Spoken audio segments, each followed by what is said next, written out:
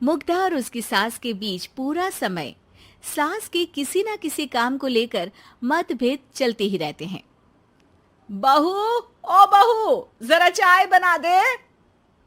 मुग्धा चाय लेकर आती है। ये लीजिए, और कुछ चाहिए?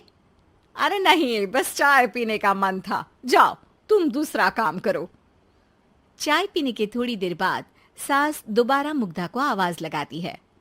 अरे बहू रे, आओ बहू, जरा हलवा तो बना दे, मीठा खाने को मन हो रहा है। इसी तरह मुग्धा की सास पूरा समय कोई ना कोई काम बताकर उसे रसोई से बाहर तक निकलने नहीं देती। कभी चाय, कभी हलवा, कभी पानी तो कभी दूध, हर समय खाने को चाहिए और उसके लिए अपने हाथ पैर बिल्कुल नहीं हिलाने। परेशान किया हुआ है इन्होंने। सास की जबरदस्ती परेशान करने की आदतों से दुखी मुग्धा एक शाम सचिन के साथ अपने कमरे में बैठी हुई बात कर रही होती है।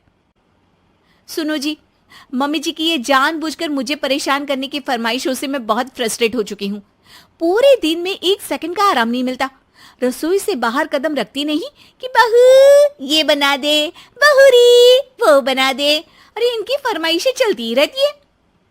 अरे मुग्धा, माँ खाने की शौकीन है, पर उम्र हो चली है, खुद खाना नहीं बना सकती, इसलिए तुमसे बोलती है। अरे तो शौक भी उम्र देख कर रखने चाहिए ना। समझ में नहीं आता, हर समय फेविकॉल का जोड़ लगाए सोफे से चिपकी बैठी रहती है। इतना सब डाइजेस्ट कैसे हो जाता है उन्हें? अरे तुम मेरी माँ से इतनी नफरत कैसे कर सकती हो? मैं उनसे नफरत नहीं करती जी, बस परेशान हूँ। जहां मुग्धा अपने पति से ये सब बोल रही होती है, वहीं उसकी सास भी कमरे के बाहर दरवाजे से कान लगाए सारी बातें सुन रही होती है और अगली दोपहर रसोई में मुग्धा के पास जाती है। बहू, आज ना मेरा कुछ मसालेदार खाने का मन है। तो चाय बना दूं? मुझे बहुत पसंद है। अरे ना, ऐसा कर लिट्टी चोखा बना ले। और हाँ, जितना मसाला बातों में मिलाकर पति को सुनाती हो ना, सब्जी में भी वैसे ही डाला करो, खाना स्वादिष्ट बनेगा। सास की बात सुनकर मुग्धा हैरान रह जाती है। मतलब अब पूरा समय मुझ पर हुक्म चलाने के साथ बंद कमरे में हुई पति पत्नी की बीच की बातें भी सुनती है? अरे बात जब मेरी थी तो सुनने में क्या दिक्कत है? ये कहकर सास वहां से चली जाती है। अरे अब तो हद पार हो गई, इस तरह से तो ये मेरा जीना मुश्किल कर देंगी। मुग्धा सास की हरकतों से परेशान उसका हल सोचने लगती है और इसी तरह कुछ दिन बीत जाते हैं, जिसमें सास का जन्मदिन आता है। मुग्धा बहुत खुशी के साथ अपनी सास को एंड्रॉयड मोबाइल गिफ्ट करती है। मम्मी, आपको सबसे बात करने के लिए बहुत दिक्कत होती है ना? कभी सचिन तो कभी मुझे बोलना पड़ता है, पर इस मोबाइल से आपको कोई दिक्कत नहीं होगी। एक जगह बैठे बैठे बहुत कुछ कर सकती हैं अब आप।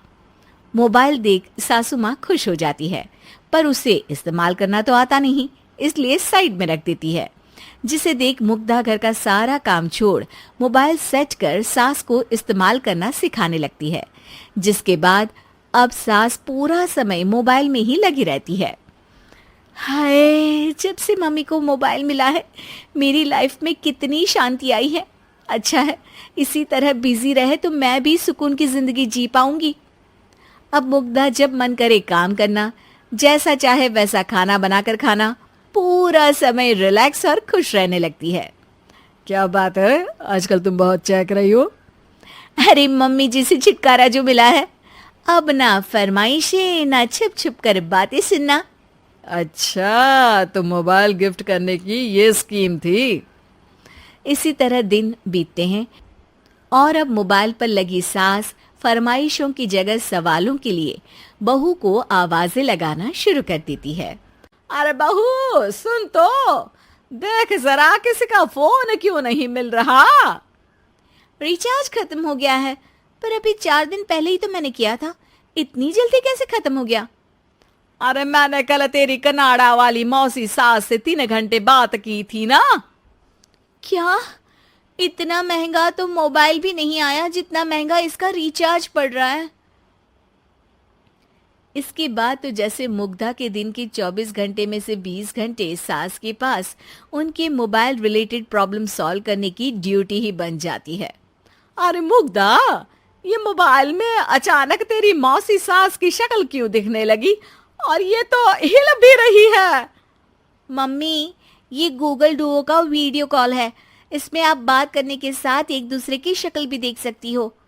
अच्छा, ये तूने मुझे पहले क्यों नहीं बताया? अब बताने के लिए पहले नहीं बताया। इसी बीच सचिन भी वहां आ जाता है और सास अपनी वीडियो कॉल में बिजी हो जाती है। क्यों, सास बहू में क्या गपशप चल रही है? इसे गपशप नहीं, दिमाग का दही होना बोलते हैं। पर तुम तो मम्मी को मोबाइल देकर बहुत खुश थी, फिर क्या हुआ? हाँ, उसका सुकून भी कुछ ही दिन मिला। अब घर के टंटे खत्म हुए तो मोबाइल की टिंग टिंग शुरू हो गई। देखो भाई, कुछ पाने के लिए कुछ खोना तो पड़ता है। आखिर तुमने मोबाइल अपने फायदे के लिए ही तो दिया है, तो फिर सवालों के जवाब भी देने पड़ेंगे, क्योंकि जब तक उनके हाथ में ये फुंथरू रहेगा, तुम्हारी लाइफ में प्राइवेसी और सुकून रहेंगे। कहने का मतलब है अगर इससे प्यार बढ़े तो दाग अच्छे हैं। अरे मुझे पहले दिन से ही पता है मोबाइल किस मकसद से दिया गया है। भूलो मत, इससे पहले मैं बातें ही सुनती थी। सास की ये बात सुनकर मुग्धा शॉक में और सचिन हंसता रह जाता है।